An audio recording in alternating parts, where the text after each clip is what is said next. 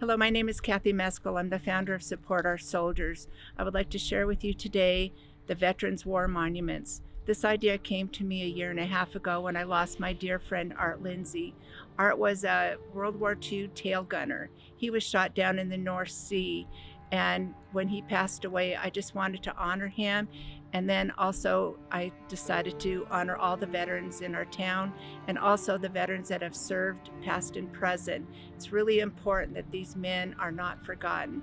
So I'd like to show you how these monuments came to be, and I'll explain each one in detail so you can get a sense of how these were made and also why each one was made and why we chose the artwork on these pictures. These were all hand carved. These were not computer generated. The ideas came out of my head, and we sat for a year and a half and made these. They were very, very intense. The work that was done on these is incredible. And again, the only thing that was computer generated was the lettering. Every single thing that you see on these monuments was done by hand. So I'd like to share with you at this time the monuments. I'd like to share with you the first monument, and this is World War I. There's a lot of depictions on here, and I'd like to explain to you how this came to be. World War I, when you look at these, the military uniforms are historically correct. We have 4 different things that are depicted here. 1914 Christmas Eve truce. That was a very important and pivotal part of the war. And on this picture here, you can see the German and the American sharing a cigarette. The next one is Christmas Day. The Americans and the Germans, they were out playing football. The Red Cross began in World War I. And when you look at this man's face, and you can see in the name of mercy, you can see how painful it was for him. And here's the nurse that's taking care of him. Also, when we did the history of this, you could see how the trench warfare came into being. The biplanes were also very important, and this came to be when World War I. Then when you look at this is a very, very sad part of this monument. They use mustard gas. I have pictures of horses with mustard gas, and they were dying. Everybody had to have a gas mask on, so these men were completely blinded with mustard gas. At the very end, Flanders Field. Flanders Field, when you ever go to any of the stores during Veterans Day, the men give you a poppy. The poppy stands for all the soldiers lost in World War I. And here's the poem for Flanders Field. So this part right here is really, it's kind of like the pivotal end to World War I, and it ended with Flanders Field. The next monument we have is World War II. There's 4 men that are depicted on here that have lived in this town of Cedaredge. We're going to start with Art Lindsay. He was a tail gunner in World War II. The next person we have is Rosie the Riveter. Pat means the ex-mayor. Her mother was one of the original Rosies that taught welding to women in the San Diego shipyard.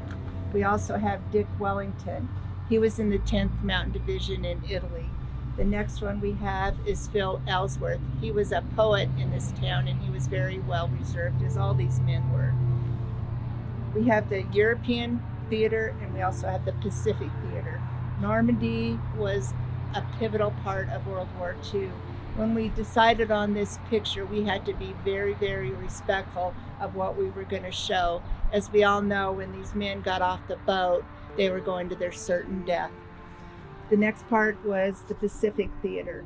And the things that we have on this monument, for one, are the code talkers. The code talkers, as I was watching a video one night, they had code talked in 6 seconds to save this Marine battalion. Had they done it in the regular code, it would have been 30 minutes. And like the code talker on this video said, the Marines didn't have 30 minutes. They had 6 seconds, and we saved the Marine battalion.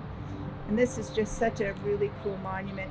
And we've tried to depict everybody that was so important. We've got the women on there. We've got the men that were serving from our town of Cedaredge. The paratroopers, they were very, very important in World War II. They were jumping into horrific battles. So this one is just a really awesome monument. And when you come to see this monument, remember there's 4 people in our town that we know of that are depicted on this monument. This is the Korean War monument. This was a very short war. People call this the Forgotten War. And this is an interesting story. We have these 3 men here.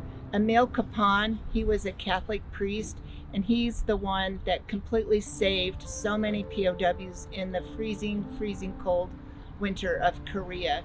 He rescued them, he kept their morale up. Interestingly, when we were making this monument, I went to watch TV that night, and after 70 years, they found his remains and returned him to his family in Kansas, which is a really cool thing. So I feel really proud that the day before we found and decided to put Father Capon on this monument. When you look at this, you can see exactly what's happening down in this tent and the trucks. The helicopters were very pivotal. That's the first time that they carried wounded men on helicopters. The MASH unit was completely started in Korea, and that's where everything started. And of course, we all know the story of MASH, the TV show, and that was a good depiction of what was going on in Korea. I also know a man that lives here in this town, Hank Bentley. He was in Korea, and he said they just walked over frozen bodies. There was no place to put anybody because it was so cold. Everything was freezing. So this one is really important because oftentimes people forget this. So we need to acknowledge these men that served in Korea and remember them as well. The Vietnam Veteran Monument is really dear to my heart. As a child of 11 years old, I wore a POW bracelet. The soldier that I got was Captain Lance Cy John. He was a fighter pilot in Vietnam. They have a hall named after him at the Colorado Air Force Academy. He was a very, very, I would say, famous pilot. There's a lot of things named after him. So as a child of 11 years old, for whatever reason, God put it on my heart that I was supposed to do this mission about soldiers, helping them, remembering them. A number of years ago, I had a veteran I was talking to, and I said to him simply, Sam, what do you wish people would say to you? And as tears were rolling down his eyes, he said, I wish people would say, welcome home. So from there forward, which is about 4 years ago, everyone always says, thank you for your service, thank you for your service. More importantly, especially to a Vietnam veteran, I'm encouraging you to say, welcome home. That is so important to them, and they will just pretty much burst out in tears. It's that powerful to a Vietnam veteran. This one we depicted, of course, the Vietnam wall. And on here we honored the nurses. The nurses in Vietnam were just an incredible asset to them. The nurse that made the Vietnam Nurses Monument's name is Diane, and I watched a video about her, and she said it was a conveyor belt of death, of river of blood, which was, can you even imagine day after day what these nurses had to have witnessed and dealt with? We also saw a picture that was wadded up at the Vietnam wall, and it said, thank you for saving my life. I don't know your name, one of many. So when you see this one, it's really a powerful one, especially because most of our veterans now are Vietnam veterans and they're not acknowledged and they were forgotten. So I encourage you, when you see a Vietnam veteran, just say, welcome home, sir. And that's all they're going to need. This monument is called the Veterans Creed, and it simply states the Veterans Creed. This is what soldiers and Marines live by. And there's really not much to say about this one because everything that needs to be said is written here. So I encourage you to just take some time and read the Veterans Creed.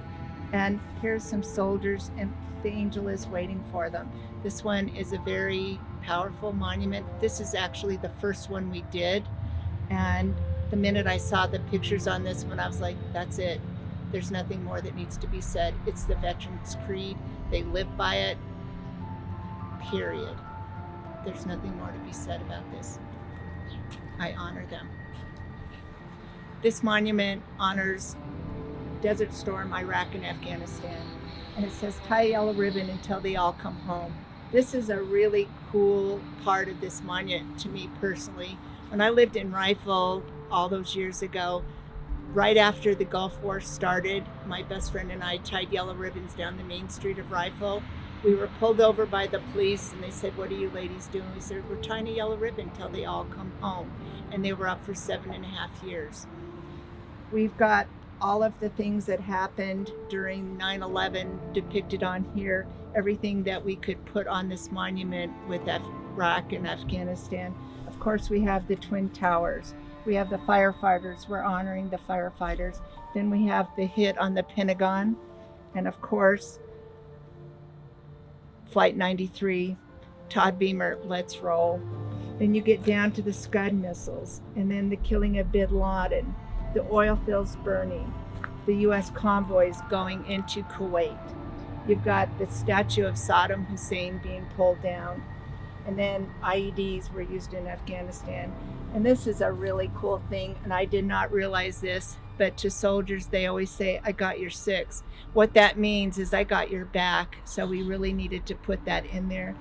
And this part, the roadside bombing, during that war, I got an email from a soldier because I sold tons and tons of boxes over to the military in Iraq and Afghanistan. There was a picture of a IED that had taken out a convoy, and they were leaning down, putting the St. Michael's medal into the ground that I had set them.